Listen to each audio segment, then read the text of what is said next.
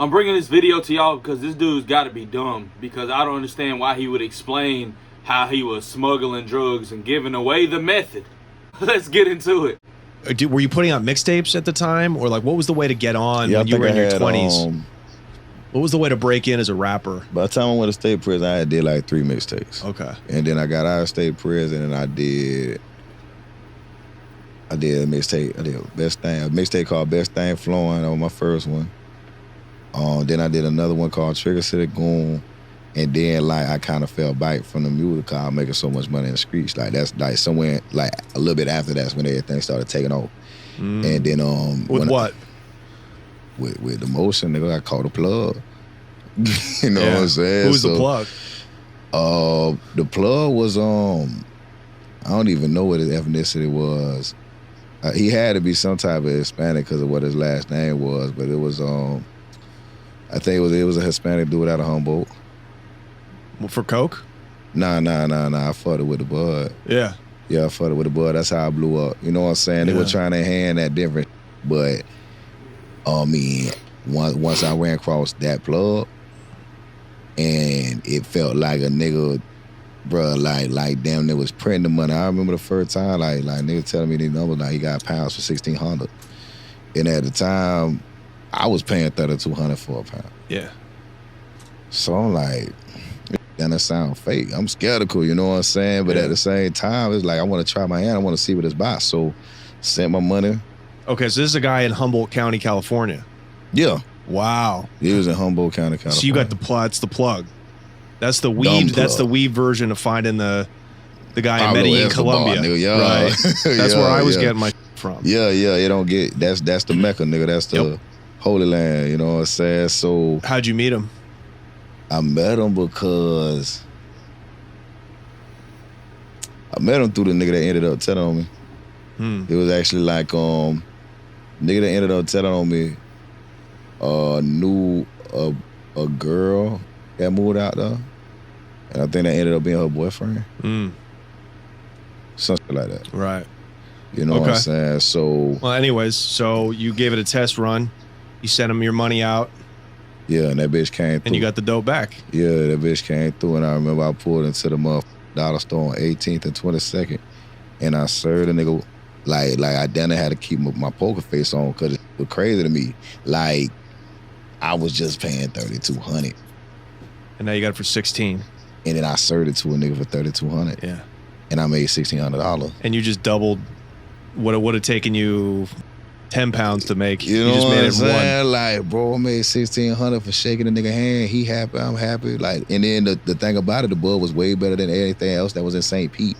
And it was like, and even me getting them at 32 at that time, I'm getting them for 32 and I can still wholesale. You know, I break down too, but I can still wholesale. So it's like 32 a good ticket. Yeah. You know what so I'm now saying? everybody down the chain eats. Like your people are happy when you're giving it to them for 32. Yeah, bro, I'm watching niggas buy cars. I'm watching niggas open up studios. I'm watching niggas do like. And when I sold that first bowl and made $1,600, like I just like after the dog pulled off, I was still just sitting in the car like, how many times can I do that?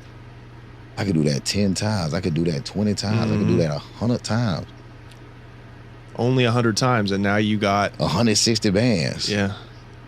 It's nothing to do that shit 100 times. It kind of feels like it truly made me a religious man when that happened to me. I was like, oh, I think the Lord, I think this is God intervening. I ain't gonna lie, I kind of did too, man. like, bro, I swear. All that voodoo that your mom had been I kind doing. of felt that way too because like I just was a good nigga and I did good things with it. You know what I'm saying? So your price was 16. That is incredible. So I didn't even have the ticket, but I'm older than you when the prices were still a little higher. This was like 2014. Yeah. So now California's weed is basically fully legal by this time on the West Coast. So West Coast growers need cats in places like the South to get their work off because it's not moving like it was out here back in the day. So, okay, how did this ramp up? I mean, because now you got to get it all. Now you need quantity. It was like everything was easier back then though, because nobody was up on game. I didn't know nobody who did this. Like that sounded crazy to me. Like the idea of getting drugs sunk in the mail. Like I wouldn't. I think I had like one Mexican partner who had like a big ass like metal thing that got, and he got like a bunch of like that Mexican brick weed sent in the mail when we was just or something. But like that seemed like some sophisticated kind of like, I don't know how he even did that. Right. You know what I'm saying? So but as far as my circle, like I didn't know anybody else in my circle or in my city that had that going at that time. So then it was just easy to fly under the radar, bro. Like it was the mail was touching down and the money was touching down. I used to. You were hired to be a maintenance manager, but everyone knows you as a problem solver, and you know who to call to help keep your buy like a phone book, or like not a phone book, but I used to want something like a phone book. So what I used to buy was like SAT books and ACT books. I put $100 bills all through that bitch, and then I ship it. That bitch never got knocked off. If I was extra paranoid about something, it was like a one of them smoke shops in my area where you can get like custom made bongs and like that. And I vacuum seal the money and have them make a bong like a vase almost, to where it's like you can't even see the money, touch the money, nothing of that. And then when the plug will get it, he'll just take that bitch, shatter it, and the money will be in there. But like all the money was touching down. Like I took a couple losses at the beginning when I didn't know what I was doing, but like all the money was touching down. And then the pipes, they was like 95% touching down, but I'm doubling my money. So the ratio way more in my favor. If I lose 1 out of every 20 and I'm doubling up every time, okay, so I done ate off the first 18 and then number 19 make up for number 20. We keep this rolling. How many were you getting at a time? Back then I was only. Man, and this junk is crazy. Like, I don't think he's as skeptical, because a lot of these guys that are on this show, they already did their time and things of that nature. And the dude that's interviewing him, he used to be a drug dealer himself. So it only needed to get like 10 a week. So I was like getting 10 a week and I'd make like 15, 16,000 every week. But then if I wanted to go, like, let's say it was like Croptober, you feel me? Like that time of the year where everything is in abundance. I want 100. But if I want 100, I'm gonna go out there so I can pick everything, make sure it's good. Right. You know what I'm saying? So it was like I was keeping in that range. Like if I was just on some, you know, like the routine was pretty much the 10 a week. And then if I really want, like, but when it came time for me to snap, I go out there myself and bring back 100. How would you bring 100 pounds back? The mail. Wow. Oh, between how many boxes? We would do 2 boxes for every address, and every box could hold like 3. Oh, so it's a lot of boxes you're sending out. Yeah, but that's how sweet it was at that time. Them bitches was landing. Yeah. You using UPS or FedEx or? USPS priority shipping. Yeah. 2 to 3 days. I used to track them bitches on my phone. Green check, green check, green check. That mean that bitch landed. Green check, green check. Yeah. But like, it was sweet. I mean, I switched it up a little bit. Like I wouldn't have all the pounds coming to the same city and like that. But yeah, bro, that was the method. You just paying people to use their addresses? Yeah. This was back in the Golden area. Bitch, rent was $700, $800. I'm paying whole rent. Like, yeah. What's a box? Yeah. And doesn't even have your name on it. I'm like, look, man, if this bitch get knocked off, only thing that's gonna happen because they can't say that you consented for it to be here. Right. So they can't really pin it to you. They might start watching you and you ain't got nothing going. It wasn't nothing. When you got the box, were you waiting there for the mailman, or how did you kind of insulate yourself? Nah, or did you have them bring the box to you? Nah, they're just. What I would do, I would tell them not to touch it. I tell them not to touch it. I was like, man, if you can, like, make sure don't nobody with it, but don't touch it. And I just come through and scoop it like that way to just keep even less possibility they could try to act like they was in on it. You feel me? Yeah.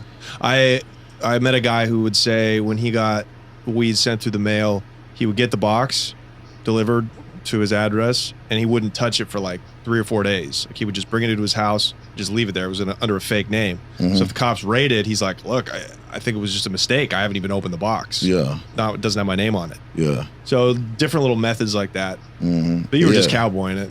Yeah. I mean, like with me, I was too. Like with them, I was super protective. I didn't want nothing to happen to my peoples or whatever. Cause most of them was people that I think that everybody I genuinely with. And that ain't my stilo anyway. Like, even if I didn't know you like that, I wouldn't want that. You know what I'm saying? But how many people were working for you? Were taking work off you? What do you mean, like with the bosses? Yeah, how many people were you giving pounds to? Like selling pounds to? Yeah. Yeah, like how many people did you have? A lot. But I ain't gonna lie, back then niggas wasn't buying pounds like that. Like I had like, you know, I had like a couple niggas who bought 5 and 10, but it ain't like how it is now when niggas buy 50 and 100. Like back then, like I still sold zips back then. I used to sell zips for 200. I'm making $100 off a zip. These niggas out here selling pounds making $100 now. Yeah. You know what I'm saying? So the game was just different. Like that's why them 10 a week used to be a lot. How long are you running like this for? Like 3 years. 2014, 15, summer 2014, 15, summer 16. So you're bubbling. You're making, this is $1 million operation. Yeah, nigga get into it. Cause it ain't even just me. It's me and the nigga that ended up folding on me. He was actually making more money than I was. Yeah. So the crib got hit. Mm-hmm. You were at home when they raided? Nah, I was doing my 1-2 like I usually do, but I had coming in. I had some pipes coming in to Sarasota. I had some pipes coming in to St. Peter, I think. And when they first like opened up surveillance on me is when I came back from, like the girl from Sarasota, she had met me at Tampa International Mall when I got something to eat. I get a box and I come back. That's when they got me under surveillance. So they watching me make my moves. I went to like a 7-Eleven kind of by my apartments. I called a nigga. They watched me do that. I went to some apartments by my apartments, called a nigga. They watched me do that. Then I had some in the hood because I was staying like in some like luxury. Like I was like deep north. I was like as far as St. Peter as you can get before you get to Tampa. So I shoot to the hood, I'm out the realm of surveillance. And then when I come back, I got the box that I picked up off one of my little dogs. And, you know, I'm walking up to the apartment. And when I'm walking up to the apartment, I go to take the key fob to open up my gate because it's like a dude standing by there who can't get in. And he making it sound like he on the phone, you feel me, like talking to the people who stay in there like, hey, man, I'm standing at the gate. I can't get in this bitch. And, you know, I already had a key fob, so I ain't no pressure at all. I got you. I go to open the gate for him to let him in, and then he grabbed me. And when he grabbed me, you know, I'm tighten up, like I'm down there ready to fade because I don't really know what's going on, but this nigga just put his hands on me, and he starts saying, police, police, police. Then I start looking around, and these bitches jumping out of bushes. They coming from behind cars. The police was everywhere. Damn! That's crazy. But them folks was not playing with folks at. Boy, they was on them like white on rice. Damn, they was hopping out of bushes. Appreciate you guys for watching. Make sure you hit that like and subscribe button. I'm gonna catch y'all in the next video. I'm gone.